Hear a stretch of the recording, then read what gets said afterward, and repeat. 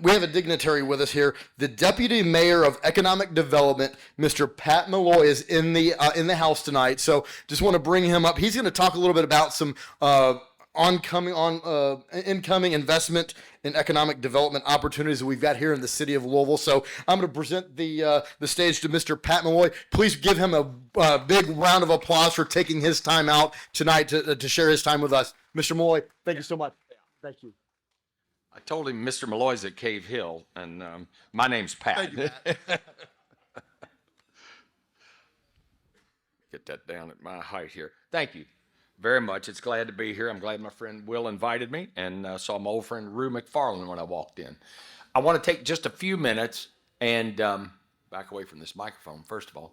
I want to thank you for the opportunity to be here, tell you 30 seconds about who I am and why I'm here, and then I want to talk to you. This program called My Louisville Home, which is a brand new, aggressive, affordable housing plan, is going to be announced by the mayor right up the road here at the Hurstburn Senior Apartments at 10 or 10:30 on the morning on Tuesday.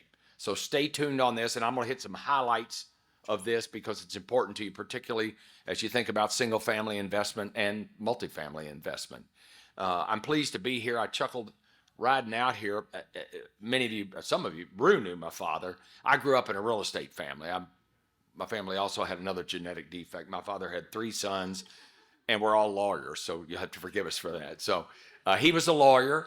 He was the first in his family, grew up in Louisville, grew up down in Old Louisville, and he was the first in his family to ever go to college, went out to the University of Louisville Law School, and he made his living practicing law, but he made a lot of his wealth and a lot of the stuff that he accumulated and the way he helped educate his boys through single family and multifamily housing. That's what he did. He loved it. He was passionate about it. I think I passed 4 apartment houses on Breckenridge Lane that he built when I was a kid, and I cut the grass on my way out here tonight. So if he were alive, and he is at Cave Hill, he's been gone a few years, but if he were alive, he would love meeting with you because he represented dozens and dozens of people that invested in real estate, and he loved it and was passionate about it. Greetings from the mayor, Mayor Greenberg. I am not a politician. I'm a lawyer.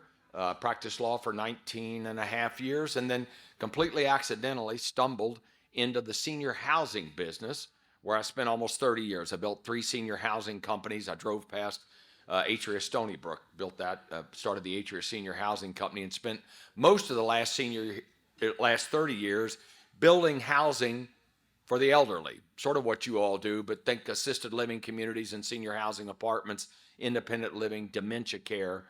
So I understand at least and have been exposed to the nuts and bolts of real estate and all that stuff. This is a mayor. As I said, I'm not a politician. I came to this job. I got a call back in March from the mayor. I knew Craig I've been on the Republic Bank Board for a lot of years, and we were friends through that organization. And I knew him. I watched as I was in senior housing. I watched our careers. He's a little bit younger than I am, but our careers, he's a lawyer that stumbled into the business world, ended up building a chain of hotels, 21C hotels, and I did the same thing on the senior housing space. We became good friends, and he called me in March, and he said, look, he said, I filled all the deputy mayor positions, but I don't have anybody to really think and work with me yet on how we drive economic development in our city. And I took the job for one reason, didn't take it for the pay or anything like that. I took it because I care about him, but more importantly, I care about this city. I've lived here for, I won't tell you how old I am. Actually, I will. I don't care. I turned 70 a few months ago, and I've lived here all my life. I was educated, public school kid here, went away to college and law school, and have made most of my career here. I believe in Louisville. It's got a lot of opportunities. I think it's uniquely positioned now out over the next 10 years. I think you're going to see terrific growth in this town for a lot of reasons. Stay tuned. The reason the mayor called me is because he wanted somebody to lead economic development. And my portfolio is economic development. How do we do strategically, tactically? What's the process around driving economic development in this town? And it also includes housing. We've taken planning and zoning and advanced planning, and they're now merged into one organization of the government called advanced planning. It's codes and enforcement and a couple, 3 other agencies, but that's the stuff that I spend my time on. but he reached out to me because he wanted an economic development plan written for the city.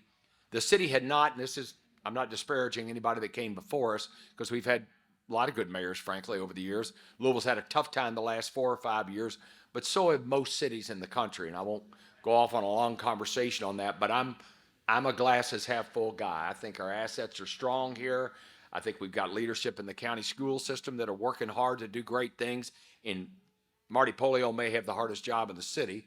And there's a lot of good foundations on which we can do some really great things here. We will deliver to the mayor in late November a new strategic plan for the city. So stay tuned, watch that process. You can go to the economic development website right now, louisvilleky.gov. Just Google or put in economic development. There's a whole public input, 2 or 3 pages there, where we invite you to get online and tell us what it is that you think we ought to be doing as a city. So I'll be glad in a minute to answer any questions about that. But that's who I am, and that's why I'm here. On Tuesday, the mayor's going to announce this issue, My Louisville Home. There's a woman who some of you may know in the room who's a national expert in housing named Marilyn Harris. She and her team have spent the last 3 or 4 months writing a detailed affordable housing plan. And the mayor, this plan is going to build 15,000. Now, all the studies show that Louisville, we've got huge unmet needs in this town on a lot of topics. We're 10,000 hotel rooms in the city short. We have 21,000 hotel rooms, and we need 30,000. Louisville is today the second biggest, the customer of Airbnb in the city, in the country. Tourism, because it's largely driven by the bourbon industry. If you try to find a hotel room anywhere downtown between Louisville and Sunday, you can't, and because we're 10,000 beds underbedded. And the same thing in terms of affordable housing, we are probably 30,000 units underbedded, and we're talking about both multifamily and single family housing. So this is going to build 15,000 units, build or preserve 15,000 units by the year 2027. And the principles of it are to build units and housing that are connected, healthy, authentic, sustainable, equitable for all parts of our community, regardless of color, regardless of economic opportunity, and safe. Safety is a paramount. We could go down a long conversation about safety, but you all live in this community, and this community is not alone, but we're about 250 police officers short. Not through any problems of our own. It happened all over the country with the COVID dislocation. People left police forces, and we've got a new chief here that's doing terrific work trying to recruit and build a larger force.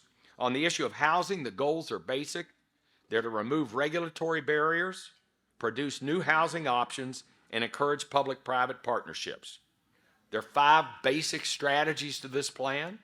They're to provide incentives. There's going to be a lot of new cash to create and preserve affordable units, both multifamily and single family. To create long-term, second is to create long-term affordable home ownership opportunities. You're going to hear about a community land bank being created, basically where the land stays, that value stays in the trust, and new owner of each home comes along, and if 80% of the value is above the dirt, they get to come in and own their home, participate in the upside, participate in the equity as a homeowner. They just don't own the fee simple title to the dirt. It's a fair way to get people access to housing and to get people access, and frankly, access to the notion of building equity in a home, which is the American way to build equity and to build, frankly, net worth and move families into the middle class. A flip side of this program is to preserve. There's a whole lot of housing in this town that's badly damaged or needs renovation, needs repairs. So a lot of this, and I'm going to comment on one program in a minute, is about preserving existing affordable housing units. Generating new capital sources for affordable housing is the 4th point, and assisting low and moderate income families to have access to that capital. Going to be a huge initiative, and you'll hear a conversation about it. The mayor's going to talk about it on Tuesday. This is an overstatement, but way too much real estate in Louisville is zoned R4. That's not saying that single family is bad, but we've got to get used to the notion, and cities across this country are figuring out that that the zoning process is clumsy, And we've got a consultant working with us right now to reform the land development code to allow more density by right. In other words, there ought to be large swaths, there ought to be areas of the community that are preserved. We don't want housing going up and apartments going up on every street corner or in the Floyd's Fork or whatever in parks. But we do need to, we can't grow this city forever to Bullitt County and Glendale and on to Spencer County. We've got to fill in the infill sites in this city and get used to building duplexes and triplexes and smaller houses. And that requires a rethinking of the land development code. So stay tuned on that. We're going to market and promote what's called the Mixed Residential Development Incentive that some of you may be familiar with. It allows density bonuses. Frankly, it allows you a fast track through the development process if you are creating multifamily developments with a certain percentage of the housing that's affordable. And affordable is not that hard to attain. It's oftentimes 10, 20% that will be allowed to be rented to people with 80% of what's called area median income. And frankly, most of us live in what you would call affordable housing. It's not what we think it is. It's not public housing. It's the ability to use about 30% of your income for your housing costs and not any more than that. Some specifics, we're going to fast track qualified developments. Maryland is creating what she calls a concierge staff to shepherd developments through each application through the process. If a project has 20% or more of the units for low to median income households, they get to move to the front of the line and they're guaranteed permitting within 45 days. Rezoning cases will be fast-tracked that have affordable housing units to them. We're going to market existing tax abatements and exceptions. We're going to redevelop a whole bunch of city land with mixed income housing. Right now in downtown Louisville, if you think about downtown, think about where City Hall is. There's been a surface parking lot behind City Hall that's sat vacant all my life, mostly covered with gravel. Some of you are nodding your heads, you can see it. Right next to it is a 12-story vacant, I used to call it the fiscal court building when I was a kid. The sheriff's office was in there. It's a 12-story high-rise behind City Hall. It's been vacant for 5 years. The police station over at 7th and Jefferson is being demolished as we speak. They're moving into the AT&T building and completely brand new headquarters. And Lord knows they deserve it. They deserve a better place to work instead of that old dump. And we're lowering that. And that we've gone through an RFP process, and we're going to build multifamily housing, at least as part of that dirt, right in the heart of the city. So you're going to see a whole bunch of projects like that fast track and move through the process. We're talking right now, we're trying to find the incentives to bring modular housing construction to Louisville. There is, I'm told, on East Jefferson out about, before you get to the stockyards, there's a modular housing constructed project there now. There are not a ton of them in Louisville, and I'm not talking about mobile homes. That's not what we're talking about. We're talking, the technology is there now. I had a company in from England last week that was visiting with us. They make off-site 1 and 2 and studio apartment units. They bring them in on flatbed trucks, and they build the building. Once you get all the workforce trained, the subcontractors trained, they put a building up in 12 weeks of X number of affordable housing. That's coming. The technology's here to do it. The materials are great. They come pre-built with all the kitchens and plumbing inside. So stay tuned for that. We're trying to build incentives and actually trying to locate a factory here in Louisville that will make that housing right here in town. There's a whole bunch of Louisville Metro government controlled land, and we're going to incentivize the development of it. I talked about some of that stuff in downtown Louisville. We're actually, I didn't know this, under state law, if the city owns the land, we don't have to go through the zoning process. It's an exception in the zoning process, but the city is in the process right now. We're going to go acquire land and then bring in developers to build multifamily housing and mixed-use housing on those sites. Bear with me. I'm going to talk for just a minute more, then I'll be quiet and let you all get on with your program. There's a whole bunch of incentives that are we have something today called the Louisville Affordable Housing Trust Fund. It's got about $10 million in it today in cash. And there's a whole world of not-for-profit developers and for-profit developers that live in that world and access that cash. We're going to Frankfurt in January when the legislature comes in, and the state is as flush with money as it's been in my lifetime. for a lot of reasons. It probably won't last forever, but while the money's there, we're making a hard case to annually fund the Affordable Housing Trust Fund in this city. We need about $20 million. If we had $20 million a year, we could make a real impact in housing in this town quickly. For those of you that come downtown and are frustrated with the 300, 400, 500, depending on the day, homeless people on the street, at the heart of that, and I'm not expert in this area, but I've learned a bunch in the last 4 months, at the heart of that issue is we don't have enough transitional housing in this town. If we had 300 new, used, renovated transitional housing units in this town, we'd take 300 or 400 homeless people off the streets. And you can't solve it magically. Nobody has a magic wand over it, but that's at the heart of some of the things we're doing right now as well. We are underhoused in terms of rental housing vouchers. We've got 6,000 people in this city on a wait list for section housing vouchers, which are just vouchers that you can take to lots of different places to live. We're lobbying Washington right now to try to get 12,000 more vouchers for the city. It would make a big difference in folks where they live. Community Land Trust I talked about.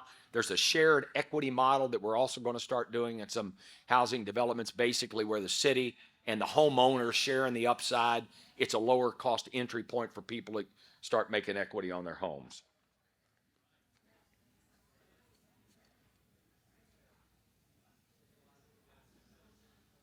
We're going to, when we start moving houses out of the land bank that we've got, vacant and abandoned properties, we're going to ask for a right of first refusal back so we can make sure that they stay in the market, that when Sally, the homeowner, sells it, we'll buy it back and then sell it to another affordable housing owner. This is important to you women and men. We're going to implement, and I'm not expert in this, so I'll tell you what I know, but stay tuned because the mayor's going to talk about it on Tuesday. We're going to implement a loan forgiveness exchange program for developers who will acquire and renovate dilapidated or rundown privately owned single-family homes. That means a vigorous willingness to waive. You can't waive tax liens. There's a lot of reasons for that, mostly in the state constitution. There are ways to negotiate some of that stuff, but we got a whole bunch of real estate in this town that's covered up with code enforcement liens. Somebody hasn't kept the property up, or the city's had to go in and take the garbage off, or cut the grass, or hold a wall up. If a developer will go in, and say there's $30,000 in liens on the property, which make it that you all put your money in to refurb the house, we will waive those liens. And so it's going to be an aggressive program to waive those liens. There's going to be a big opportunity here for people that want to flip houses, buy houses, improve houses. So stay tuned on that. And then you couple that, when you've got a home like that, there's an aggressive down payment assistance program that will help a new buyer come into a home where you've spent your capital to fix it up, and we'll participate in your value creation by waiving the lien for you.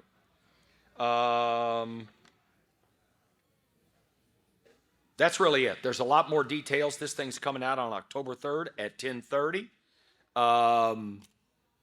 You live in a great city. I know we have days where we all scratch our head, but I really do believe that. We hired, when we started this economic development plan, the mayor said, I've met a guy who he was mayor of Indianapolis back in the 90s, a Republican, pro-business, thoughtful guy named Stephen Goldsmith, who now runs the mayor's college. He runs the college at the Kennedy School at Harvard, teaching people how to be mayors. And every new mayor gets to go to this thing for about a week. And Craig got to meet Stephen Goldsmith, and he said, call him. And I called the guy, and they put us in touch with the best economic development planner in the country, a guy out of Indianapolis who's helping us tackle some of our issues. And he knows Louisville inside and out. He's done work down here in and around Kentucky, Indianapolis, Nashville, Columbus, all of our competitor cities for 30 years. And he said, the good news is that Nashville's overbuilt itself. I went to college and law school there. I'm still on some boards there, so I know that town well. And he said, in Indianapolis is about overbuilt its infrastructure. And you don't want to be St. Louis or Memphis. They got all kinds of structural problems that we don't have in this town. And there is this huge onshoring of business is coming back to middle America. And I'm not blowing smoke at you. Open the Wall Street Journal every day, and all the factories locating in this country are locating somewhere between the upper Midwest and Birmingham, Alabama, and the southern states. And Louisville is right in the epicenter of that. The Glendale, if you haven't driven down I-65 to Nashville, the two largest buildings under roof for industrial work in America or 65 miles south here. On your way to Nashville next time, there's 2 5 million square foot buildings being built. They're bringing in 2,000 South Koreans with Blue SK to train an American workforce on how to build the largest electric battery plant in the world. So there's a lot of stuff going on around here, and it's going to create value. Homeowners, equity's going to rise. You guys, women, men are going to be a huge part of that process. So I'm here to tell you that good things are ahead. And Larry, who told me we did a SWOT analysis on our strengths, weaknesses, and opportunities. And there's a lot you can say that we got to work on here. I get all that. We've kind of had flat population growth. We need the University of Louisville to be a world-class rank 1 university. Tomorrow they're inaugurating a brand new president who I'm really high on, who grew up as an executive. She was a plant manager for Ford Motor Company. If you haven't met Kim Schatzel yet, she completely re-engineered her career after being a plant manager for Ford Motor and got a PhD in higher education, and ended up running the largest university in the University of Maryland system outside of the University of Maryland, and was an enormous success there. And she's come here to spend her last 10 years of her career. University of Louisville is the key to a million things in this town, mostly the key to intellectual capital, to getting young people educated and come here and stay and buy homes from you people. So that's my pitch. Stay tuned on this. We need your help on this. It's an important program. It's aggressive, and you all are a key part of it. So thank you very much, and I appreciate it.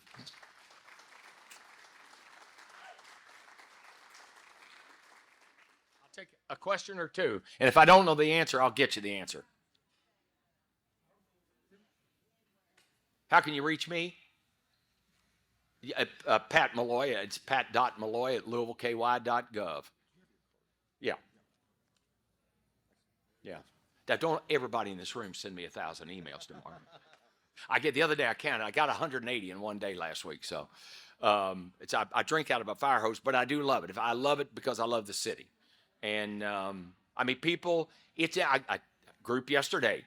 I drove 9th and Ormsby today. There's a group out of Nashville that wants to build multifamily housing right over the railroad tracks. If you go, where 610 Magnolia is, the restaurant there. My dad grew up at 6th and Magnolia in one of those shotgun houses. If you take Magnolia straight on through, across the railroad tracks and enter into the West End, there's a group out of Nashville that wants to take one of the old huge industrial factories and build all kinds of multifamily. And if you think about where that is, if you turn this way, you can throw a rock to the University of Louisville for there.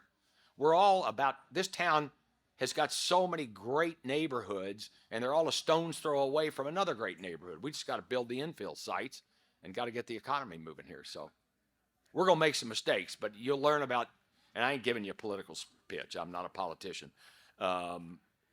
Craig is a risk taker, and he won't be bashful about it, and we will screw up. We're going to make some mistakes, but we're going to take some capital, and we're going to put it to work and help people get ahead. And once you get people excited, Louisville had a tidal wave of stuff roll over it. But we got to get up. We got to dust ourselves off. We got to believe in this community again, and because good stuff's going on here. I promise you that. Pat, thank you so much for coming out. My pleasure. Thank you much. Please, everyone, give a warm and thank you for Pat for coming out and taking his time to share with us the new economic plan that's going to be announced on Tuesday morning. Right now, we have the 50-50 Home of the Innocents raffle tickets. So